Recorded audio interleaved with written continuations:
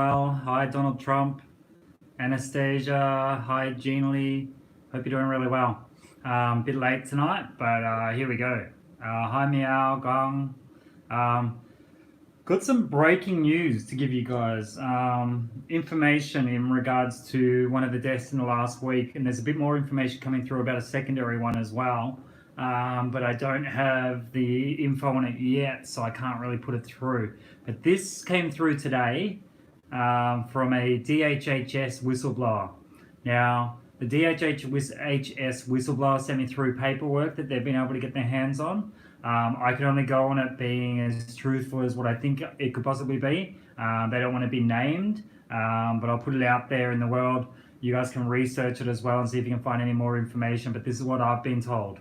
The person who passed away in their 30s from COVID-19 the other week, and I'm sorry that they passed, of course, my thoughts are with the families, but he was a 33-year-old male. From the contractions or this, the, what do they call it, cluster, that's their words, the cluster at Life Health Bayswater. Now, this person's guardian was actually the Office of Public Advocates. So that was who was their guardian. So I don't think they actually were with their parents, the Office of Public Advocates. They said that this person was put into palliative care because there was a lack of progression and there was muscle weakness. They said the symptoms that they were showing from COVID was shortness of breath, a cough, and hypoxia. Now, they were put onto oxygen and onto a ventilator, and this person passed away.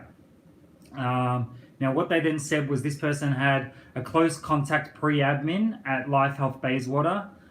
Someone who was wearing PPE equipment, but they were COVID positive as well. So this person tested as COVID positive. Now, the big thing that hasn't been mentioned in the news, hasn't been mentioned anywhere else. The big thing is that this young man had Down syndrome, heart conditions, obstructive sleep apnea. So those were all the leading conditions.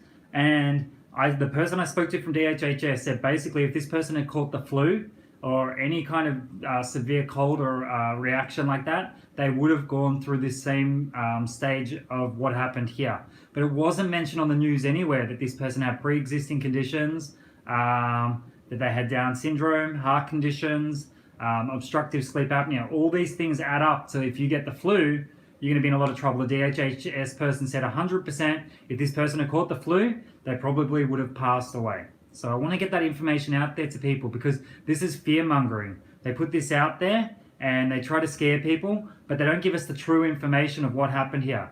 Now, the other bit of information I got, but I can't say it's 100% true at the moment, but I've seen it around the traps, and that's that the person in their 20s actually committed suicide.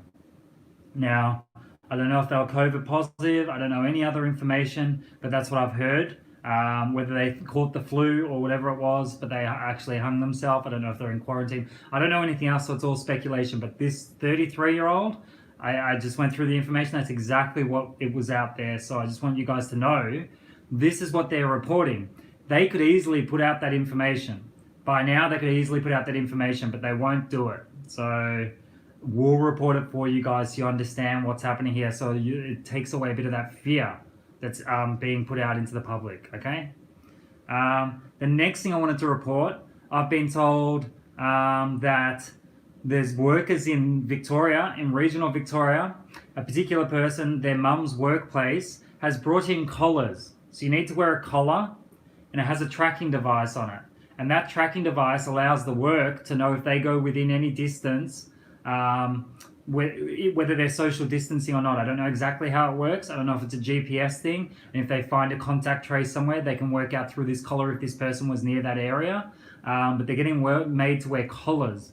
This is the worst thing I've ever heard. And how this can get through unions or how this can get through work cover or health and safety regulations, I would never understand. But this is like people being like dogs. We're getting muzzled, we're getting collared. I literally said on my page today, muzzles, collars, and we're walking around picking up the dog's poo. Which one of us is the dog? Who owns who here? It doesn't actually surprise me with what's going on now. There's so much stuff getting put out there. It doesn't surprise me, but it's appalling. It's ridiculous. So just thought I'd let you guys know about that. The other thing I wanted to let you guys know about, which is a big one, is the digital protest that's coming up tomorrow. So it's been run by a member of one of the other pages on Facebook named Mel. She's actually running it on her personal page, and then she's putting it through. And I'm sharing people to go across to the Millions Rise for Australia page. Millions Rise for Australia page is run by Yusra. So she's on there, and it will get shared into her group. I suggest everyone joins that page. It's really informative. Yusra does an amazing job running that page, and Mel's running this protest, which I think is a really great idea. With the digital protest, what happens is Monday night, tomorrow night, from 7 o'clock, everyone logs on to that page, and it'll have a list of where you're going to protest. So it's going to tell you all the different pages to go to, and then you jump on those pages with hashtags and truth bombs and smash that page for a good 5 minutes or whatever it is, 15 minutes. And we want thousands of people doing it. So whether it's Dan Andrews, ScoMo, the chief medical officer, whoever's on the list, we go in groups. So it's going to be a group of 3,000, 4,000, 5,000, smashing it with 5 posts each. 5 times 5,000 means 15,000 posts on these people's pages. The idea is to have them taken down and disappear out of our lives, because we don't want to see them on social media anymore. This is going to show people that they've got power. And once they know they've got power and they move forward, it's going to change that world, because that's what it's all about. Moving forward in your power and your strength. Now, if you're not sure where to find it, it's Millions Rise for Australia. Hopefully someone can put it in here down the bottom in our chat. So keep an eye out for Millions Rise Australia. Millions Rise for Australia. I always get the name wrong. And Yusra is running that, so have a chat to her if you have any questions. But tomorrow night, 7 o'clock, Mel's going to be running this digital protest, so jump onto that as well. Okay, guys?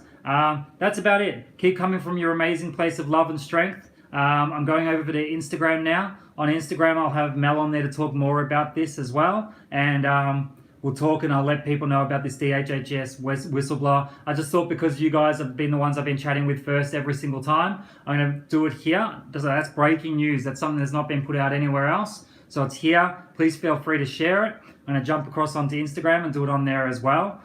Also, please share the Instagram as much as you can. Once that gets to 10,000 people following it, I can start dropping links into my stories so that people can get the information and jump across to the link, because people always want to back up their information as well.